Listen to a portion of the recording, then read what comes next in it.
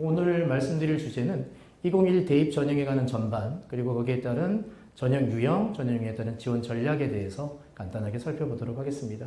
시간이 많지 않은 관계로 전반적인 내용들을 말씀드리도록 하겠습니다. 올해 2021 대입에 여러 가지 키워드가 있습니다.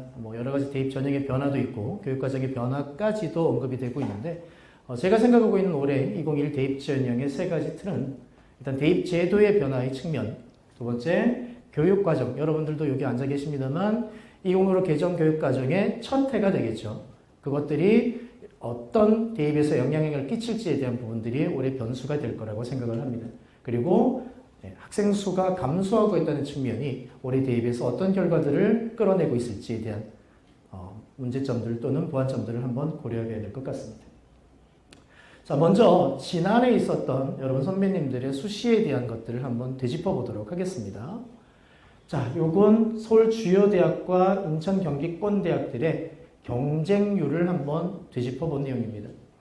2020, 2019, 2018 3개년의 경쟁률인데 보시면 아시다시피 경쟁률이 빨간색, 거의 감소하고 있음을 보실 수가 있습니다.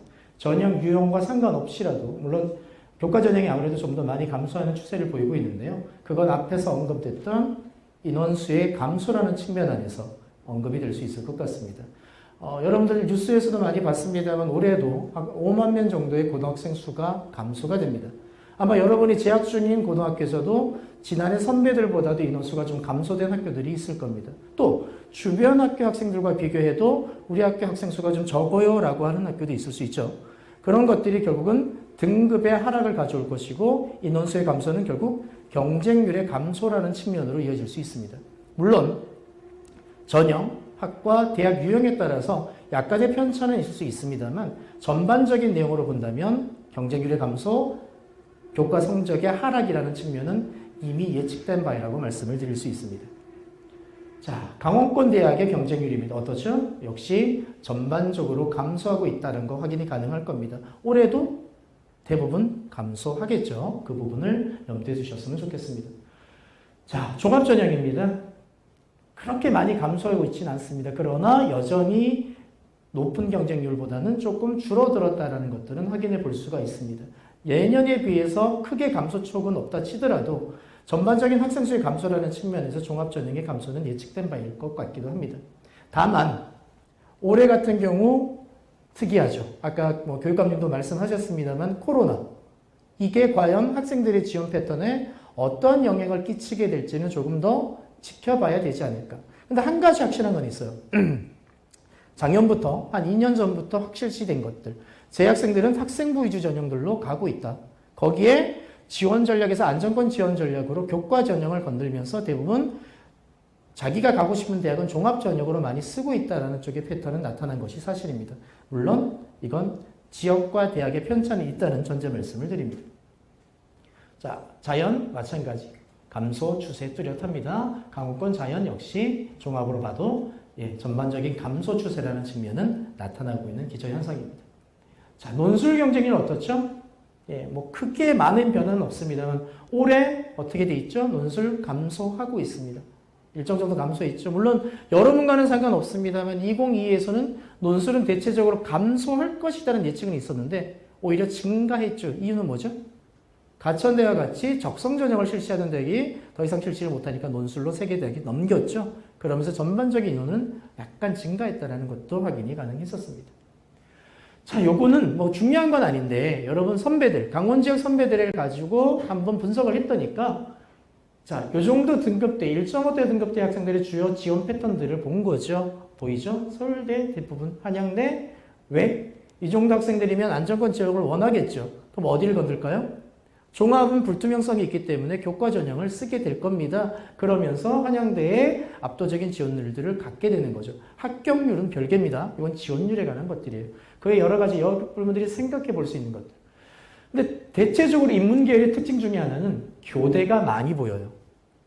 그 이유 중에 하나, 학과의 특수성이 인문계는 자연계보다 적죠. 그러면 뭘 고려합니까? 취업률을 고려합니다. 그러다 보니까 인문 쪽에서는 상위권 학생들의 교대 지원율이 굉장히 높아요. 자연계학생과는 좀 별도의 문제로 나타날 수 있습니다. 그 외에 뭐 2.0까지는 여러분이 많이 보는 대학들, 충교대, 고대도 드러나고요. 강원대 지역인재 전형 안에서도 2.0대 사범대 학생들이 나타나고 있죠. 그 다음 2.5대까지 여러분들이 예상하는 정도 건대 등 수도권 대학 등이 나타납니다. 자, 3.0까지 내려가면 강원대가 압도적으로 많아지죠. 그러면서 상향 지원들 보이고요. 그러면서 이 지근거리에 있는 충북이나 충남대학에 많이 접근을 하는 것도 사실이에요. 근데 이거 보다 보면 되게 놀라는 게 있어요. 춘천, 원주, 강릉의 패턴은 좀 다른데 정말 저희들도 모르는 대학을 가요. 저 멀리. 전남, 광주, 목포까지 내려갑니다. 영동 지역 학생들은 그 추세 중에 이유가 하나가 집 떠나기죠. 여기 남학생들 많이 앉아있는 것 같은데 여러분도 집을 많이 떠나고 싶어 하죠. 대학을 통해서. 그러나 쉽지는 않아요. 쉽지는 않습니다만 그런 패턴 안에서 아이들이 지원 패턴이 꽤 지역에 한정되지 않고 꽤 많이 폭넓게 작용하고 있다라는 말씀을 드립니다.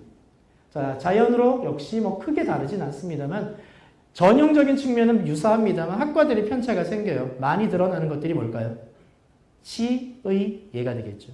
의대, 한의예과, 치대 등들이 많이 나타나고요. 여기에 맞물려서 카이스트와 같은 특성화 대학들도 많이 지원율로 나타나고 있습니다. 이런 것들 한번 보시면 되겠고요.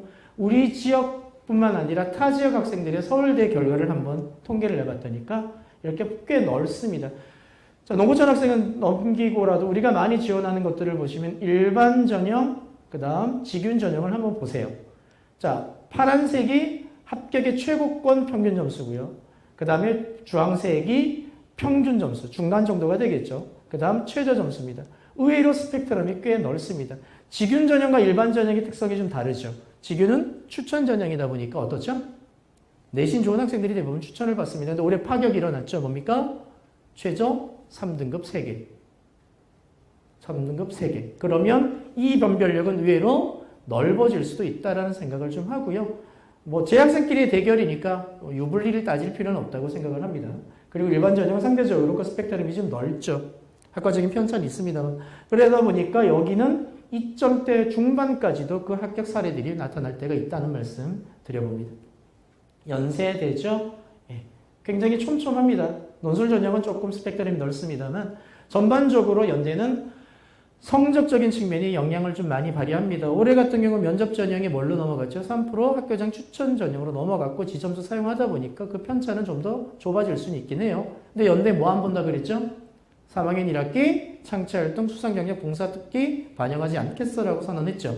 요건 1, 2학년까지도 해당되는 사항입니다. 올해 건에 가해서. 그게 과연 어떻게 또 영향을 발휘할까라는 측면 한번 심도 있게 고려하셔야 돼요. 근데 아마 어렵습니다. 저희들도 분석해 봅니다만 어렵다는 생각을 좀 많이 해요. 아마 이건 서울 상위권 대학뿐만 아니라 우리 지근에 있는 강원대학교에서도 고민하고 있는 문제들이기 때문에 모집 요강 발표 났으니까 이걸로 끝 이러지 마시고 추후에 발표되는 대학의 보도자료들을 통해서 변화되는 양상이 어떤 것들이 있는지 한번 보실 필요가 있어요. 중대도 봉사활동 반영 줄이기 있다고 얘기를 했죠. 그런 것들 또한 변수가 될 수 있습니다. 고대입니다. 올해 전형의 요소에서 뭐가 하나 더 들어왔죠? 학생부 교과 전형이 꽤 많은 인원을 선발하면서 1000명 가까이가 늘어났습니다. 학생부 교과 전형에서. 그러면서 전형의 변화들을 좀 가져왔기 때문에 이것만으로 판단하기는 좀 힘들어요. 그러나 상대적으로 일반 전형에서는 수능 최저를 완화시켜놨죠. 지난해에 비해서. 다만 학교장 추천 전형은 단계별 전형에서 일괄 전형으로 바뀌었고 최저 등급을 좀 강화시켰어요. 이 부분들이 어떻게 작용할지의 부분. 또 하나 면접 뭐 한다 그랬죠? 어제 발표 났는데. 봤나요?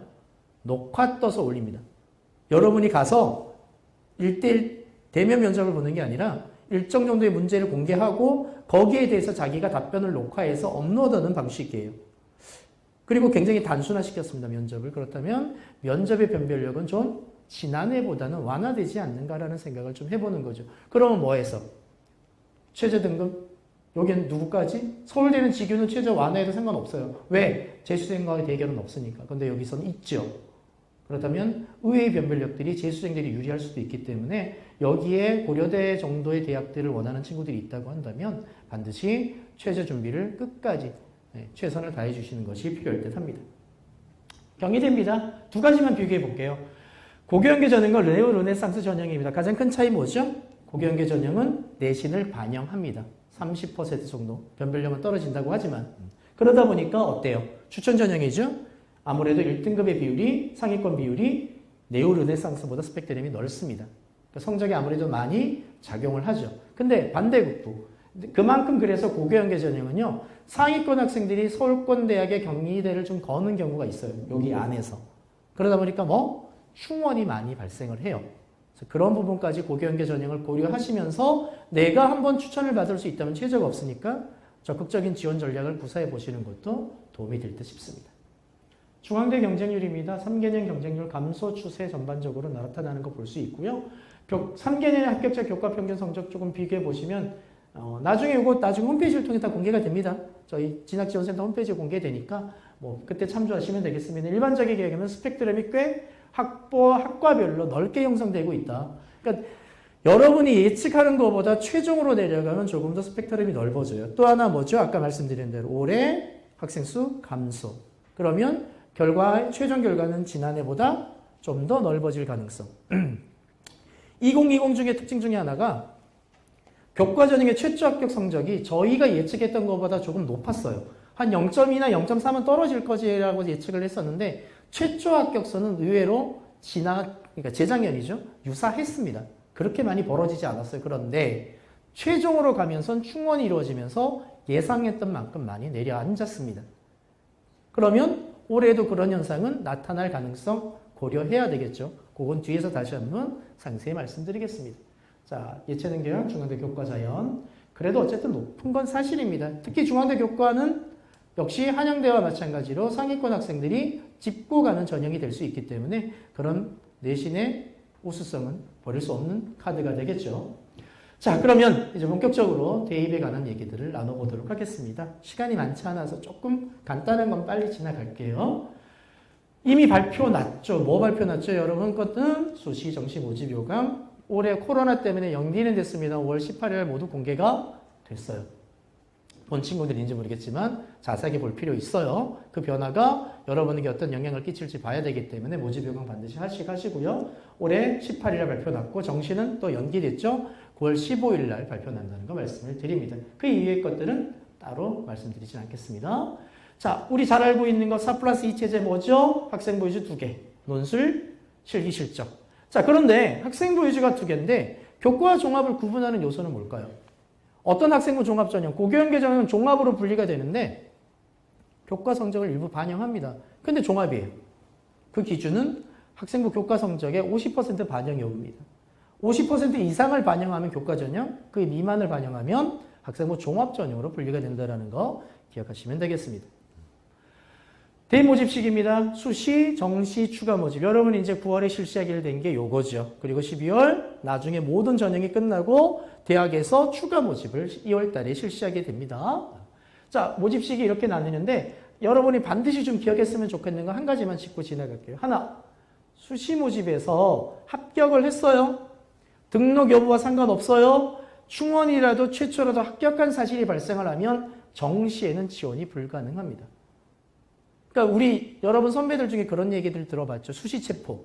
그냥 써봤는데 수능이 너무 잘 나와버렸어.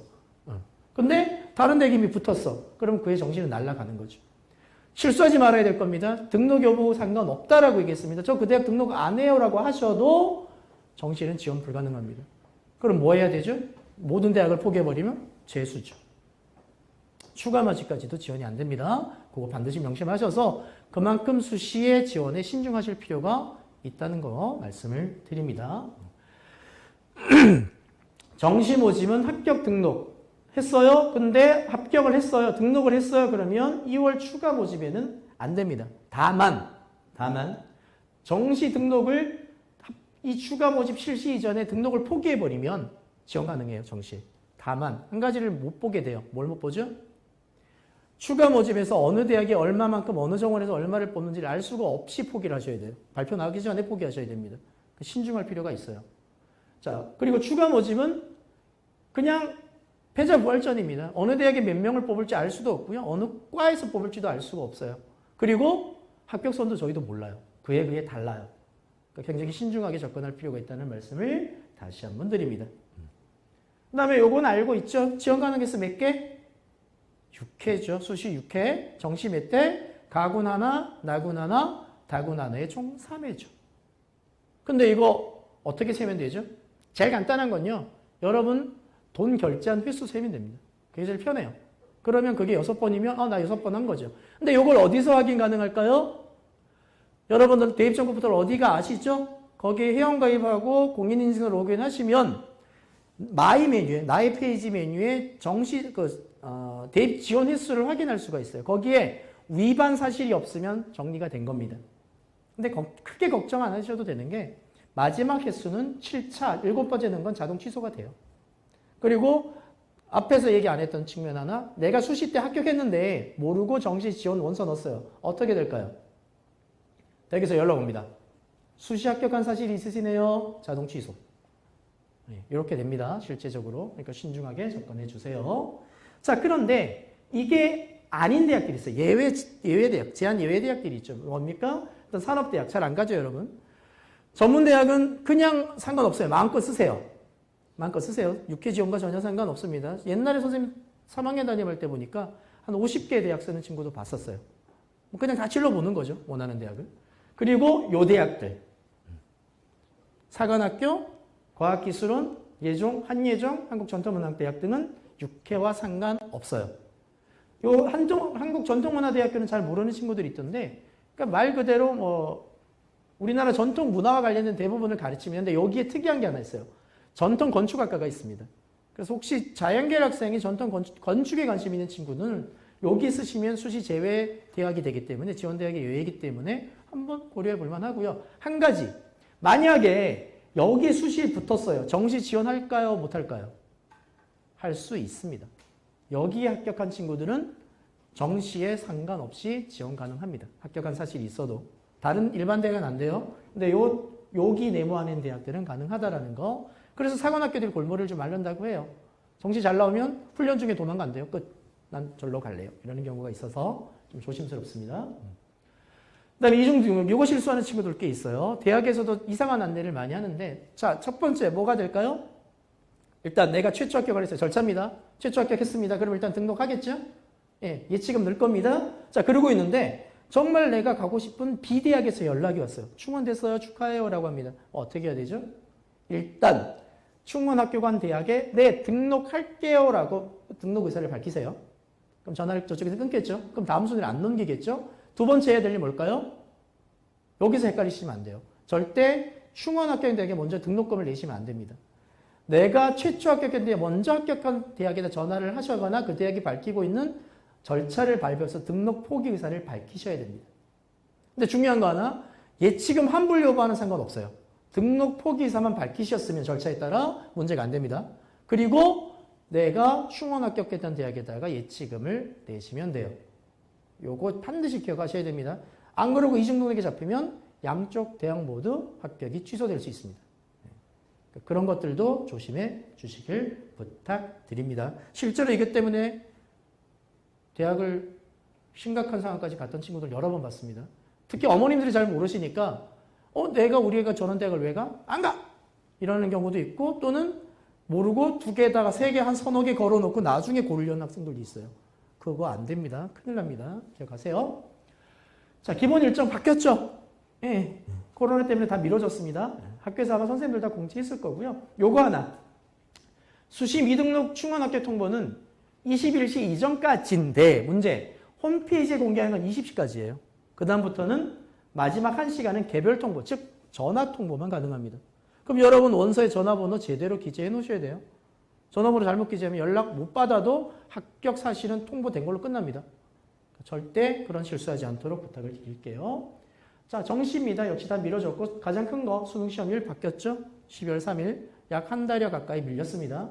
뭐 앞으로 어떻게 될지는 모르겠습니다만 어쨌든 그렇게 확정이 돼 있다는 말씀. 나머지 일정 다 다만 전형 기간들이 조금 줄었죠. 9일이었는데 8일로 다 줄었습니다.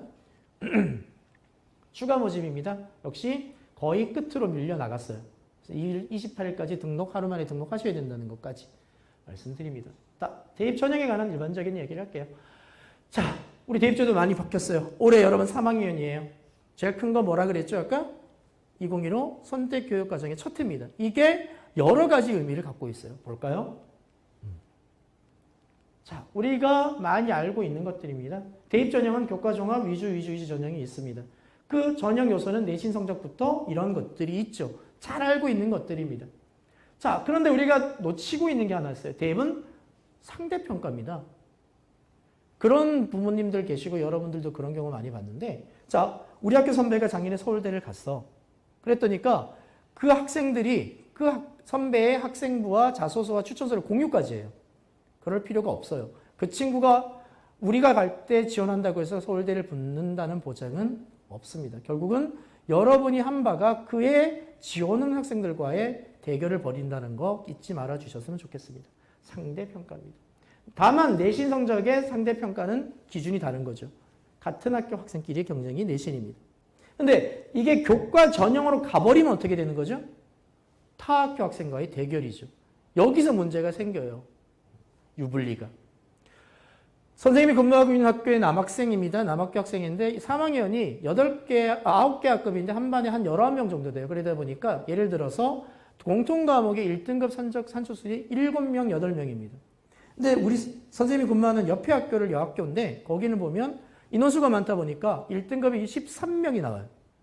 이미 우린 졌죠. 이런 편차들이 전국에 혼재되어 있습니다.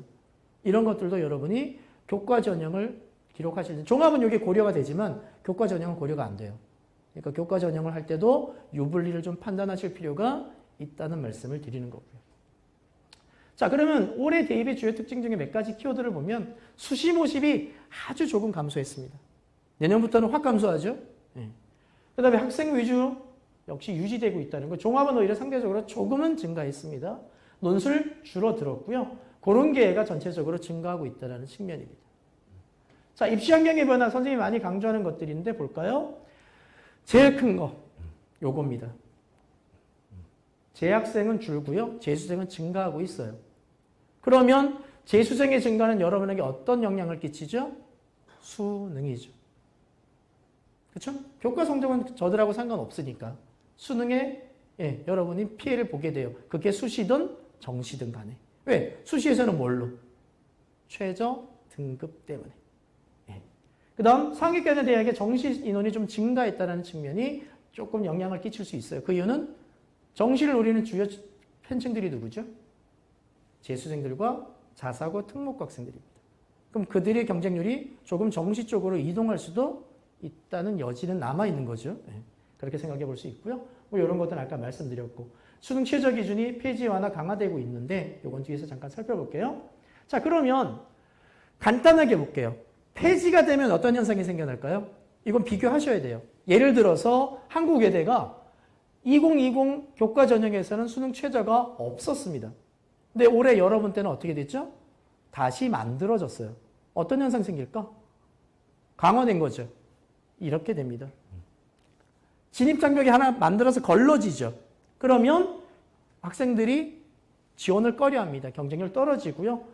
또 내가 내신이 1.2인데 1.5한테 질 수 있어요. 왜? 최저를 충족 못하면 자동 탈락이니까. 그러다 보니까 전반적인 성적이 하락됩니다. 그러면 이 중에 예를 들어서 외대 교과 전형을 쓰는 친구는 작년 성적만 보고 판단하면 돼요? 안 돼요? 안 됩니다. 좀 완화될 수 있다, 내려앉을 수 있다는 걸 염두에 두시면서, 거기 아까 뭐까지 얘기했죠, 선생님이? 학생 수 인원 감소에 따른 교과 전반적인 성적의 아래로 떨어지는 현상. 요거까지 감안했을 때는 전반적인 교과 전형의 입결들은 조금씩 밑으로 놓고 적극적인 지원을 고려할 수도 있습니다. 그거까지 말씀드릴게요. 반면에 폐지가 되면 진입장벽이 사라졌으니까 경쟁률 올라가고 당연히 내신으로 줄 세우니까 높은 애들이 붙어버리죠. 입결이 올라갑니다. 거기까지 생각해 보시면 되겠고요. 그래서 전반적으로 봤을 때 수능 최저는 완화되는 추세입니다. 당장 서울대 직윤 올해 과탐, 사탐 완화시켰는데 더욱더 충격적인 거 3등급 3개. 완전히 완화돼 버렸죠. 어쨌든 대체적으로 완화돼가 있다라는 측면 말씀을 드립니다. 자, 고3 학생 수 감소. 이제 내년에는 조금 더 는다 그래요. 근데 올해 몇 명 감소했죠? 5만 명. 작년에도 6만 명. 그럼 올해 수능의 인원만 놓고 보더라도 작년에 결시율까지 따져서 처음으로 40만 명대로 내려왔는데 올해는 거기서 또 5만 명을 내리고 결시율까지 따지면 40몇 명 초반대나 중반 사이에서 왔다 갔다 할 가능성. 그러면 여러분이 받는 실제적인 충격은 더 커질 수 있는데 그걸 볼까요? 이거 넘어가도 돼요. 자, 요겁니다. 일단 경쟁률 전반적인 감소 나올 거고요. 재학생의 내신 성적 아까 얘기했죠? 학교별로 하락될 거예요. 수능 인원이 감소했다는 건 등급의 충족을 하기가 점점점 어려워진다는 얘기니까 수능 최저를 충족하기도 어려워져요. 수학, 가형 이 문제 굉장히 심각하죠. 가형의 대결은 결국 3, 4등급을 받던 학생들이 6, 7등급으로 떨어질 수밖에 없는 현상이 나타날 수도 있는 거죠. 그 다음 정시는 뭐 여러분은 큰 살련이 없습니다만 하위권 대학에서 정시 인원은 거의 없죠. 그러다 보니까 어떤 현상이 생겨요? 정시는 거의 중위권에서만 이루어질 가능성도 있습니다. 수시에서 다 뽑혀버리니까 하위권 학생들은. 그런 염려도 있어요. 그러면 그걸 숫자로 좀 한번 산산해 볼게요. 자, A고, B고, C고가 있습니다. A고 학생이 감소가 36%, C고가 8.3%입니다. 자, 등급의 격차 보세요. 감소폭이 이쪽이 훨씬 크죠? 내려오는 인원수리. 그러면 A고 학생들은 아까 선생님이 저희 학교 얘기를 들었습니다만 엄청난 인원의 손해를 보고 있는 거죠. 이것 또한 여러분이 감안하실 수 있어야 됩니다. 자, 그러니까 학생 수 감소. 이게 서울의 모대학, 한양대학교입니다. 3개년의 이 입결의 변화를 공개를 했는데 보세요. 대체적으로 내신 성적이 내려앉고 있죠. 이건 교과 전형을 실시하고 있는 대부분의 대학들의 일반적인 현상입니다. 그럼 올해도 아까 얘기했죠. 강조드립니다. 또 일어날 거예요. 그러니까 올해는 작년의 결과치보다 조금 아래쪽을 판단하면서 적극적인 지원 전략을 한번 고려해 보시는 것도 좋다라는 말씀을 드리는 거죠. 자, 그러면 동일 등수의 수능 성적에서 비교해 볼까요? 작년에 100명 시할 때 11등이었던 친구, 올해 80명 11등 등수는 같은데 한 친구는 2등급, 한 친구는 3등급을 받죠.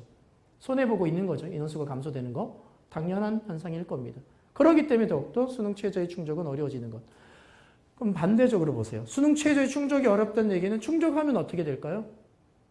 내가 지원해서 합격할 가능성은 더욱더 올라가는 거죠. 그렇기 때문에 이 시기부터 여러분이 수능 최저에 대한 공부들은 정말 열심히 하고 있으셔야 돼요. 당장 춘천은 어때요? 다음 주에 시험 보나요? 1차 지필평가? 저희 강릉지역은 당장 월요일부터 시작하거든요. 그래서 사실 오늘 여기 많이 안 오실 줄 알았어요. 시험 준비하느라고. 근데 의외로 많이 오셨는데. 자, 그 친구들이 6월 18일 날 또 모의 수능을 보잖아요. 여러분도 봐야 되고. 근데 수시 이전에 마지막 내가 등급까지 받아볼 수 있는 유일한 시험이 6월 18일 전형이에요. 9월에 있는 모평은 성적 받기 이전에 이미 수시 원서를 쓰게 됩니다. 그렇기 때문에 자기의 가늠자를 6월 쪽에 포인트를 두시고 정말 끝까지 준비를 잘 해주셔야 한다는 거 말씀드립니다. 자, 그러면 학생 수 감소했더니 등급별 인원수를 한번 선생님이 만들어 봤어요. 어떻게 돼 있죠? 자, 2021 고3 학생 수 놓고 2020 그냥 학생 수만 놓고 판단한 겁니다. 증감 인원 보세요. 엄청난 인원들이 감소되고 있죠. 이게 누적으로 내려간다면 꽤 큰 폭이 될 수밖에 없습니다. 거기에 결시율까지 들어오고 여기에 누가 들어와요? 재수생은 들어오죠. 근데 재수생은 누구죠? 성적이 좋은 학생들이 많죠. 한 13만 명, 15만 명 잡고 있는데 이미 코로나 시기에 재수를 엄청나게 시작하고 있다 그래요. 특히 누구? 지방의대, 한의대, 치의학 학생들. 걔네가 10,000명만 여러분 위로 올라와줘도 내려앉는 비율을 한번 생각해 보세요. 엄청나죠. 그러니까 더욱더 정말 충실하게 공부해 주셔야 됩니다. 자, 정시학대에 대한 건 간단히 업명할게요. 수능 교적 인원에 대한 것들인데 꽤 부담을 가지시는 분들인데 실제적인 인원은 1,100명 정도밖에 증가 안 했어요, 올해는. 근데 내년부터는 많이 바뀌죠. 그런 면에서 여전히 올해 재학생들에게 수시는 꽤 유효한 지원 전략이 될 수밖에 없다라는 말씀을 드리는 겁니다. 인원 비교해 보세요. 다 감소하고 있습니다. 근데 졸업생은 계속 증가. 올해 그 증가 추세는 좀 더 두드러질 가능성. 특히 올해 자연계 학생들은 뭐가 빠지죠? 시험 범위에서 기하 빠지죠. 그러니까 재수생들이 갖고 있는 수학에 대한 부담이 되게 많이 줄었어요. 그러다 보니까 그 수능 응시율이 좀 더 올라갈 가능성도 있다는 예측도 있습니다. 그래서 단순하게 비교해 볼까요? 재학생들 졸업생이 2020 표준 점수 평균 국어 수학과 수학 내보세요. 요게 졸업생, 요게 재학생입니다. 편차 엄청나죠? 제끼기가 쉽지 않습니다. 제끼기가 쉽지 않아요. 그래서 여러분들 정말 최선을 다해 주시기 바랍니다. 자, 대입의 주요 사항 갈게요. 전체 모집 인원 감소했다는 건 당연한 걸 거고요. 수시 모집 77%, 정말 조금 감소했습니다. 크게 의미가 없는 숫자일 수도 있습니다. 그래서 전반적인 현상으로 보면 수시는 조금 감소했고요. 정시가 상대적으로 조금 올라갔어요. 크게 부담 없는 숫자가 됩니다. 자, 학생부 위주 전형 선발 비율 보세요. 2021학년도 교과 전형, 종합 전형 비율. 여전히 교과 전형이 압도적입니다. 정시는 뭐 아까 말씀드렸던 거고요. 자, 그랬을 때 학생부 위주는 수시에서는 87.2%. 거의 수시는 학생부 위주로 선발하고 있는 거예요. 정시는 수능 위주로 선발하고 있다는 걸 말씀드릴 수 있죠. 자, 그런데 이걸 서울권 대학과 전국의 대학과 비교해보면 전혀 다른 영상이 생겨요. 자, 뭐 숫자가 많이 써져 있는데 볼게요.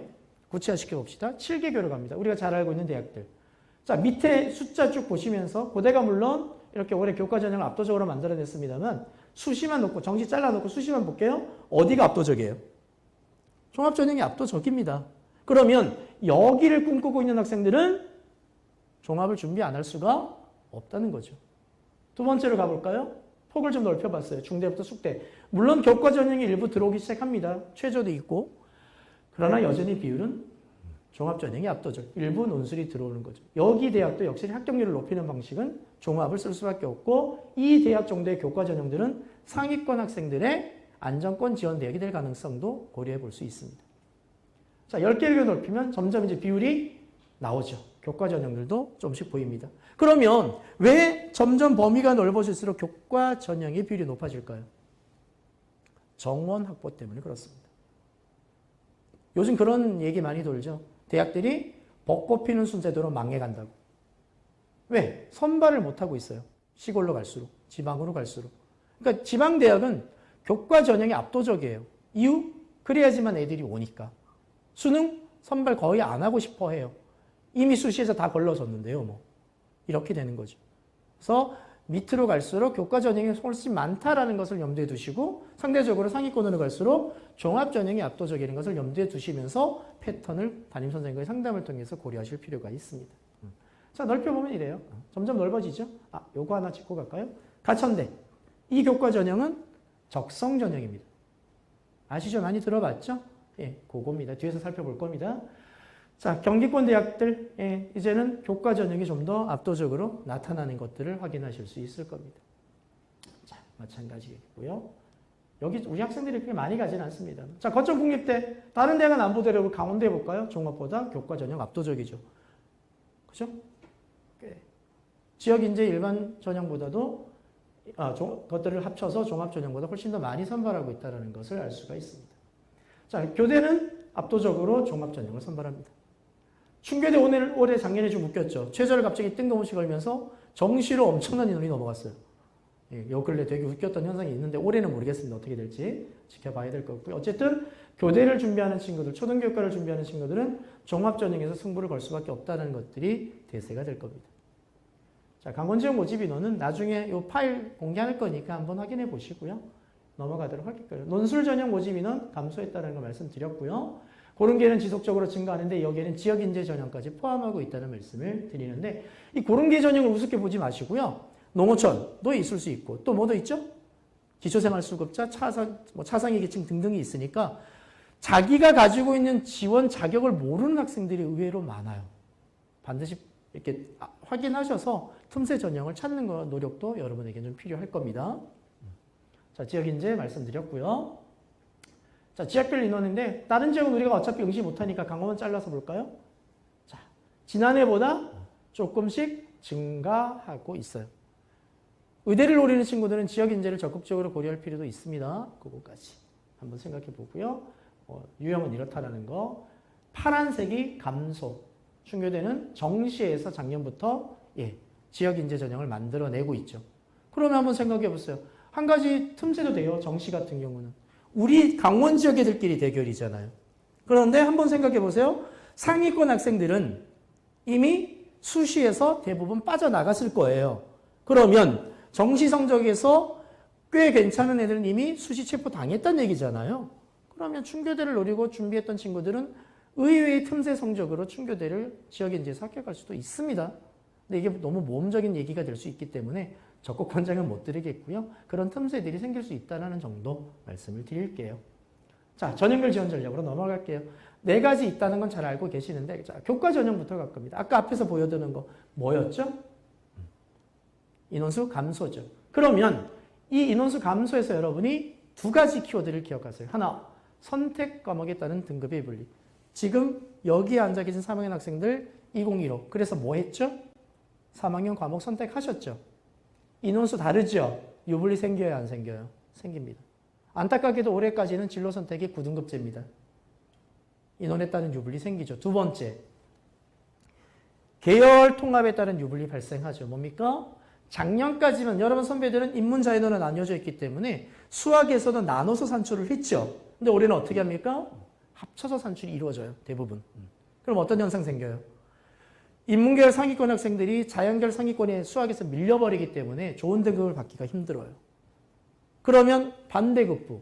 그러면 인문계열 학과들의 결과값들이 어떻게 될까요? 조금씩 더 자연계열보다 내려앉을 폭이 넓어질 가능성도 있다는 겁니다. 그런 것들도 여러분이 고려하실 필요가 있어요. 그 얘기는 내가 등급 창급적으로 잡고 있는 결과들보다 조금 폭을 넓게 잡아도 된다는 얘기를 말씀을 드립니다. 합격의 가능성이 아니라 지원의 가능성 안에서 그렇게 말씀을 드리는 겁니다. 자, 입결에만 아까 말씀드렸던 거고요. 그럼 교과 전형의 특징 3가지입니다. 요거 중요해요. 여러분 상담할 때 선생님 저 2.0인데 어디 갈 수 있어요? 2.0이 다른 댁에서는 2.0이 아닐 수도 있습니다. 그거 뒤에서 말씀드릴게요. 경쟁률 낮고요. 교과 전형 충원률은 되게 높아요. 수능 최저 기준이 굉장히 중요합니다. 있는 대학들은. 그래서 경쟁률 보세요. 자, 다른 전형에 비해서 경쟁률 낮죠. 적선 전형은 조금 별도로 놓을게요. 일반 교과 전형 보세요. 경쟁률이 종합이나 논술보다 훨씬 더 낮다라는 걸 알 수가 있을 겁니다. 그럼 마찬가지 3개년을 비교해도 다른 전형보다 이렇게 감소하고 있다는 거, 많이 낮다라는 걸 알 수 있죠. 충원율 볼까요? 충원이라는 건 뭐죠? 충원 합격 가능성의 비율입니다. 다른 전형에 비해서 압도적으로 높죠. 네. 압도적으로 높습니다. 왜? 교과 전형 찍는 학생들은 상위권 대학 때문에 다 빠져나가죠. 그러니까 계속 올릴 수밖에 없기 때문에 교과 전형은 충원율을 고려하실 수 있어야 돼요. 그럼 어떻게 하면 될까요? 자, 내가 어떤 등급대인데 예를 들어서 국민대학교를 가고 싶어요. 근데 국민대학교가 선생님하고 상대해 보니까 내가 좀 내 내신보다 그 대학의 내신이 좀 높아. 어떻게 지원하는 게 좋을까요? 보통은 그 대학의 제일 낮은 학과를 노리려고 해요. 그죠? 일반적인 생각일 겁니다. 그런데 그 충원 안에 들지 못하면 날아가는 거잖아요. 그러면 상대적으로 충원율을 노리세요. 충원율을. 예를 들어서 국민대학교에 좀 인기 학과가 있고 정원이 좀 많아요. 어떤 현상이 벌어질까요? 이 국민대학의 그 학과를 쓰는 학교보다 높은 대학을 쓴 애들이 안정권으로 것을 넘죠. 그럼 얘네들은 다 빠져나가죠. 충원율 많이 돌죠. 그러면 합격할 가능성 더 올라가요. 그 대학이 내가 정말 가고 싶은 대학인데 내가 최초 합격의 가능성은 적어. 그러면 충원을 노려야겠다고 한다면 그런 역전 현상을 고려하세요. 실제로 정시에서도 그러한데 연세대학교 경영, 영세대 국문하면 어느 과가 더 높을 것 같아요? 당연히 경영이 떠오르죠. 근데 정시에서 최종 결과의 끝점을 보면 연대 경영보다 국문이 더 높아요. 그 이유? 충원율이죠. 빠져나간 비율이 인기학과들이 서울대되면 나가잖아요. 다 도망가잖아요. 그건 수시의 교과 전형도 동일합니다. 그러니까 내가 상향이나 소신지원에 조금 높은 대학을 쓰고자 하는데 최초가 안 돼? 그러면 끝선이라도 노리겠어? 라고 선언하실 거면 인원과 인기학과의 비율을 고려해서 충원율이 높은 학과를 노려라.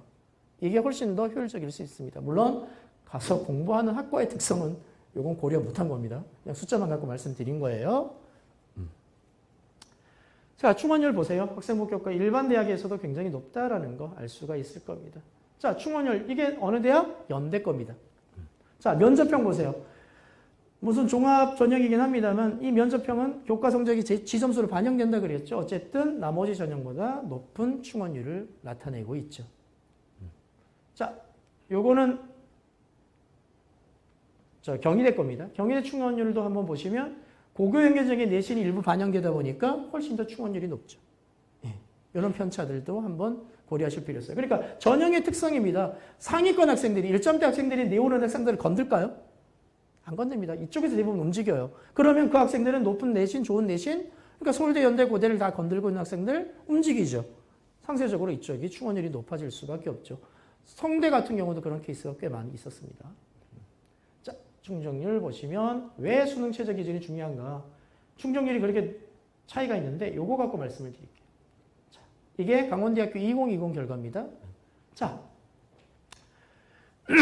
간호학과 인문서열 계열의 모집인은 작년 7명이었습니다. 보세요. 경쟁률 지원자가 45명이 됐는데 최저 기준을 몇 명이 했죠? 8명밖에 통과가 안 됐어요. 그러니까 1명 등록했고 최저 순위 1명. 그러면 그냥 지원한 애들은 다 붙어버린 거죠. 그래서 나타나는 현상이 뭐냐? 이겁니다. 2020 강원대학에서 공개한 결과인데요. 교과 전형과 인문사학의 최상 등급은 높아요, 여전히. 이건 미래인재 전형이니까.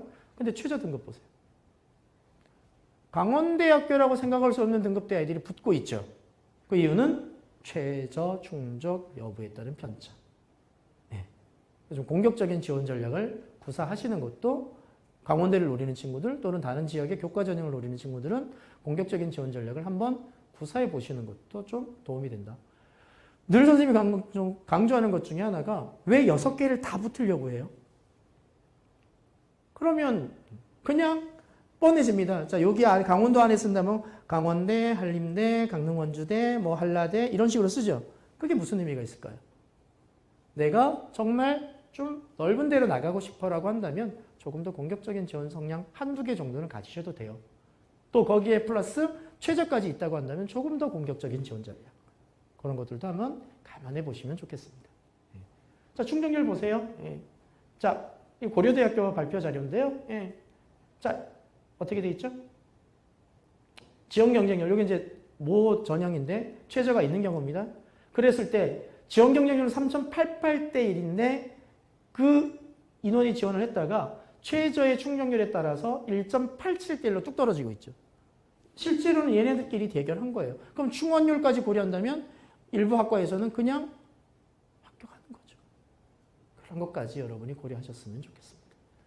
자, 그랬을 때 그러면 수능 최저기준의 영향력 아까 있다 없어지고 있고 있다라 그랬죠. 광운대에서 공개한 자료입니다. 2017에는 있었고요. 2018에는 수능 최저기준이 폐지가 됐어요. 그랬더니까 어떻게 돼요? 경쟁률 올라갔죠. 등급 올라갔죠. 충원율 올라갔죠. 외대도 이런 현상이 올해 나타날 거라는 거죠. 이런 것들도 여러분이 고려하실 필요 있어요. 자, 교과 인원은 요강 보시면 있는 것들을 한번 정리해 본 것들입니다. 최저 기준 있는 대학들이고요. 자, 경쟁률 비교 이렇게 보시면 지난해와 2019와 2020 비교해 보시면 경쟁률이 전반적으로 감소했다. 일반적인 현상 말씀드렸죠? 인원수의 감소라는 측면일 겁니다. 자, 그랬을 때 전반적으로 얘기를 했을 때 결국 교과 전형에서의 수능 최저 기준의 역할이 강화될 거라는 측면과 함께 지역 균형 전형이 어떻게 올해 편차를 갖고 올 것인가 이것도 한번 생각해 보셨으면 좋겠습니다. 자, 교과 전형 아까 내가 말씀드렸던 거, 선생님이 말씀드렸던 거 대학별 환산 점수가 중요합니다.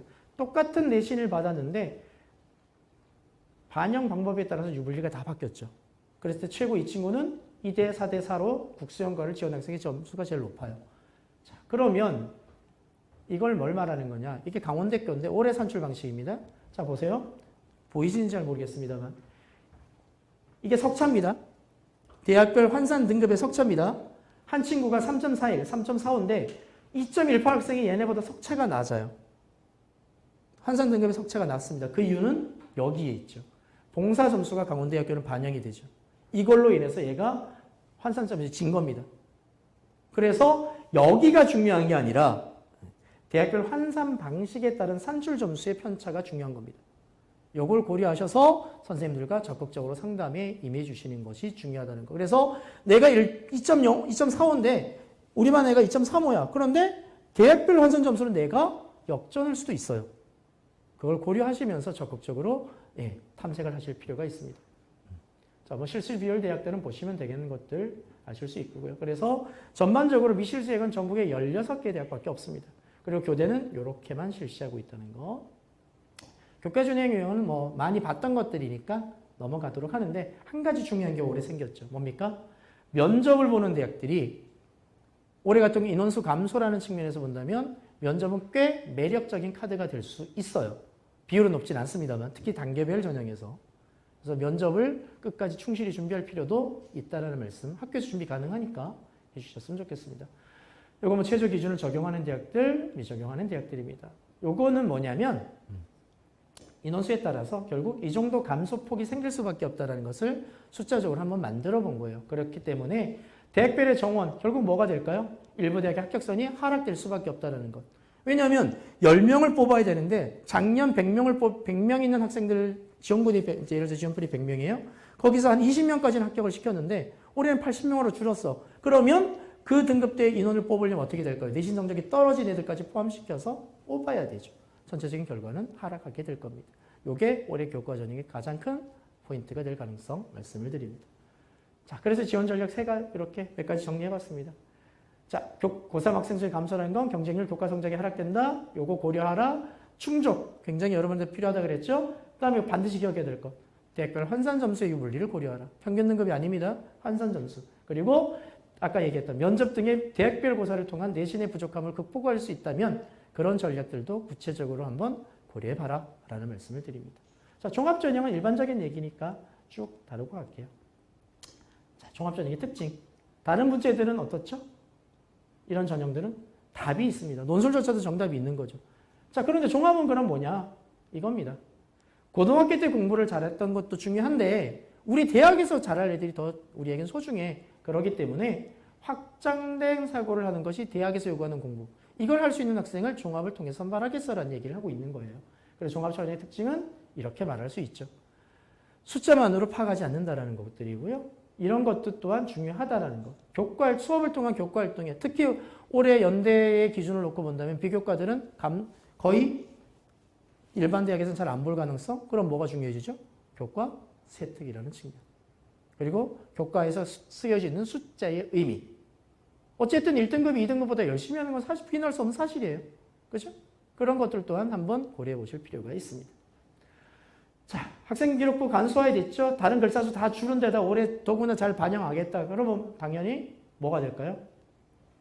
우리가 고려해야 될 건 교과 세특일 수밖에 없는 것. 더구나 코로나 시기에 활동도 제대로 못했는데, 그죠? 그런 부분들도 더욱더 여러분이 충실하게. 다행인 거 올해 생기부 훌륭하다 바뀌었죠. 교과 선생님이나 담임 선생님한테 수업 시간에 했던 활동에 대한 자기평가서나 동료평가서를 제출이 가능해요. 담임 선생님이나 교과 선생님이 그걸 보고 적어주실 수가 있습니다. 반영해서. 그대로 적는 건 아니고요. 그러니까 여러분이 했던 내용을 잘 정리해 놓고 제출하는 노력도 올해는 굉장히 필요합니다. 자, 뭐 지역별 현황은 넘어가도록 하고요. 그랬을 때 종합전형의 주요 경쟁률, 상대적으로 그렇게 낮지는 않다라는 거. 감소 추세는 있습니다만, 자, 서울주요대학 보시면 이렇게 역시 감소 추세에 있으나 경쟁률 여전히 높다라는 말씀을 드립니다. 자, 주요대학 그랬을 때 선발 인원이 전체적으로 축소되었고요. 경쟁률은 상대적으로 올라갈 수 있는 가능성도 예측 가능할 것 같습니다.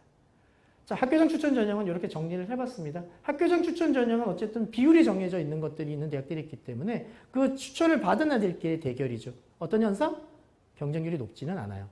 그들만의 리그니까. 상대적으로 높은 내신들을 자랑할 수 있습니다.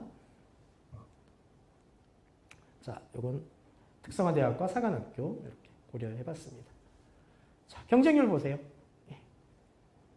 상대적으로 그렇게 높지 않은 경쟁률, 종합전형임에도 불구하고 나타나죠.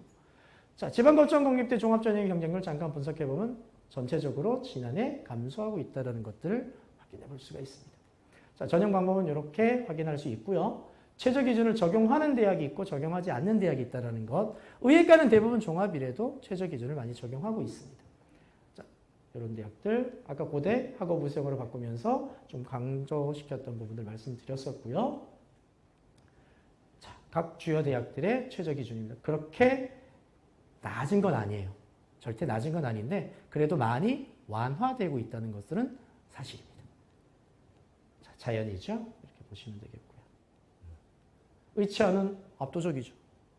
이거는 그들만의 리그가 될 가능성 적으면 이런 생각이 듭니다만 어쨌든 꽤 높다는 거 말씀을 드립니다.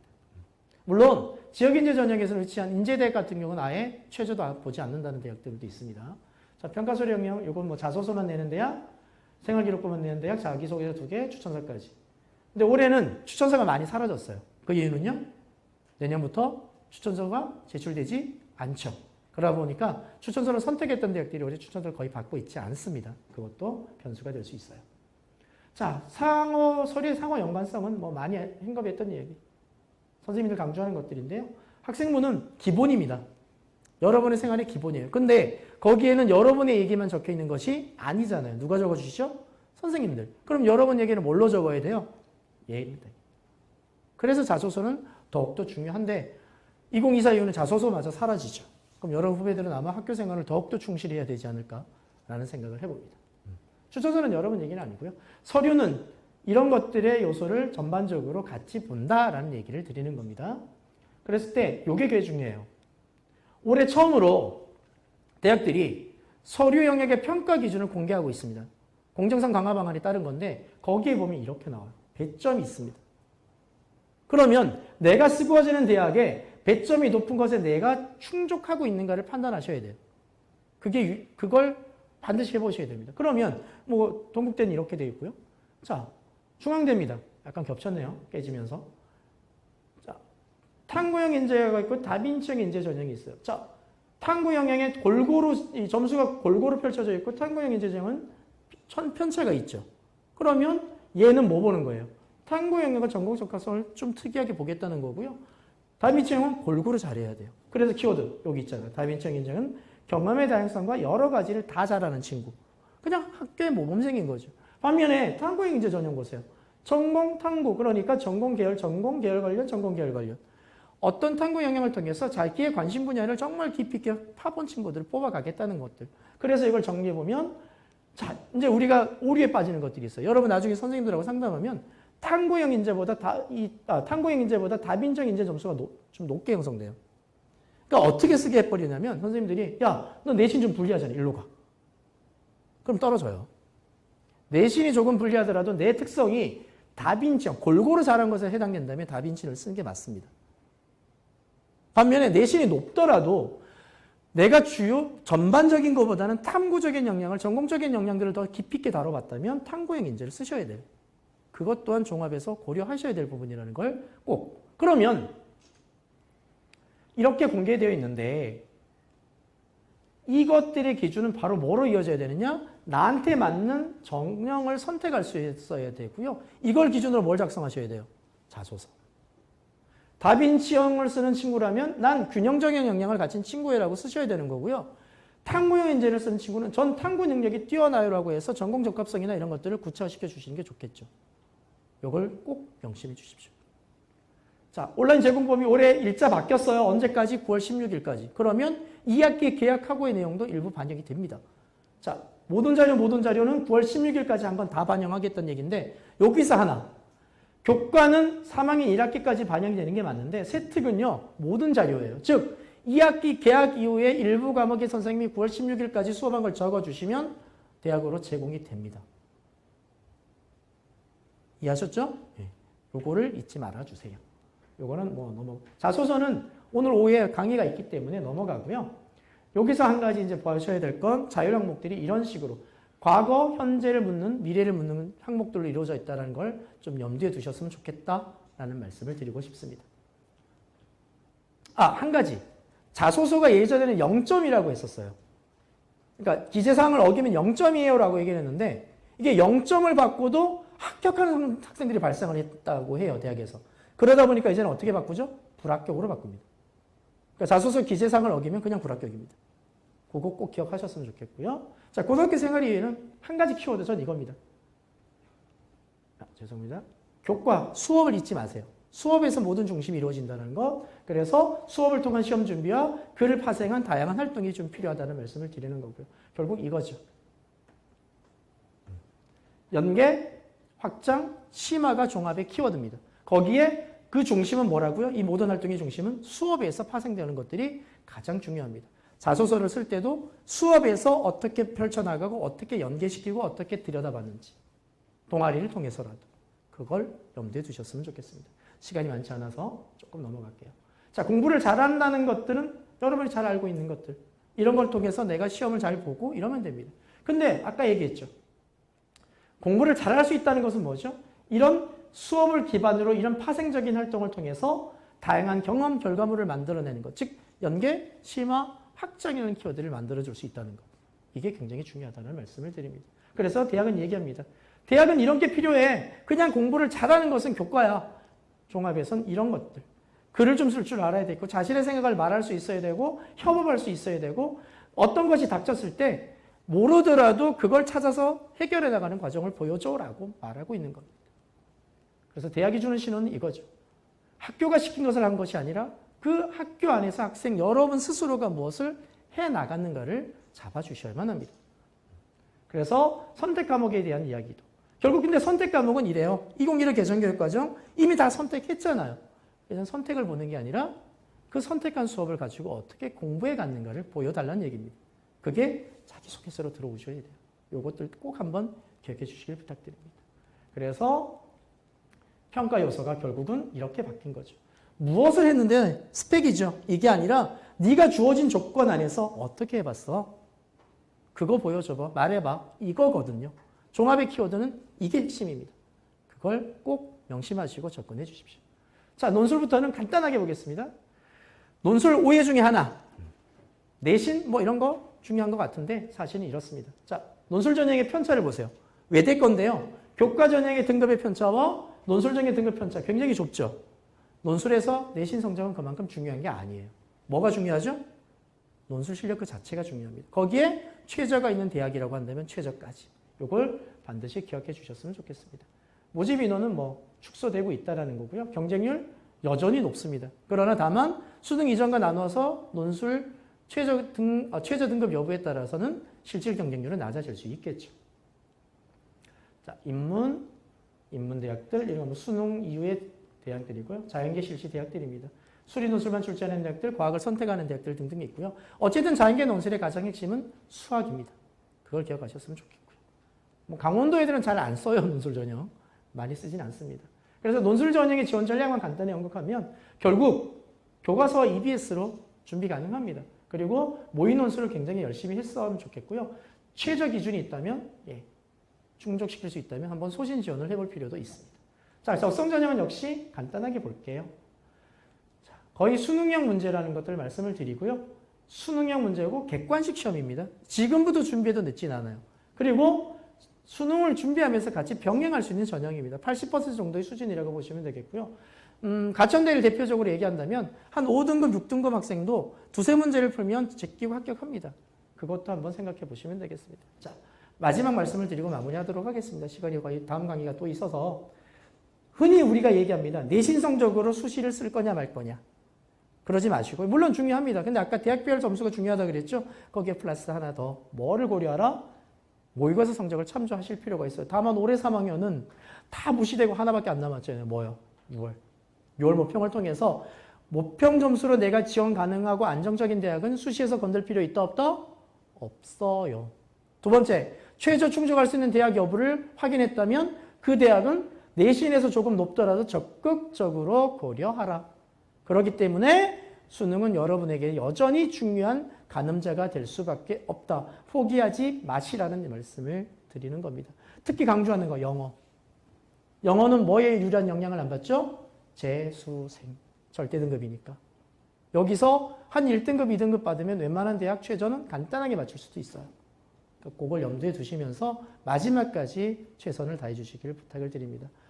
1시간 동안 열심히 달렸던 것 같습니다. 말도 좀 빨라지고 조금 잘라먹은 것도 있는데요. 이 자료는 아까도 말씀드렸으면 공개할 거고요. 오늘 말씀드린 건 기본적인 내용의 핵심 팁만 몇 가지 드린 거라고 생각을 합니다. 이후 강의에서 좀 더 자세한 내용 들으시고 여러분 곁에는 가장 전문가 선생님이 계시죠. 누구? 담임 선생님이 계십니다. 그분들과의 상담을 통해서 좀 더 많은 정보 확인하시고 상담 통해서 좀 더 적극적인 지원 전략, 지원 팁을 얻으셨으면 좋겠습니다. 오늘 날씨 더운데 끝까지 들어주셔서 감사하고 여러분들 코로나 잘 이겨내시고 아까 보니까 춘천 확진자 떠서 전 강릉에서 왔거든요.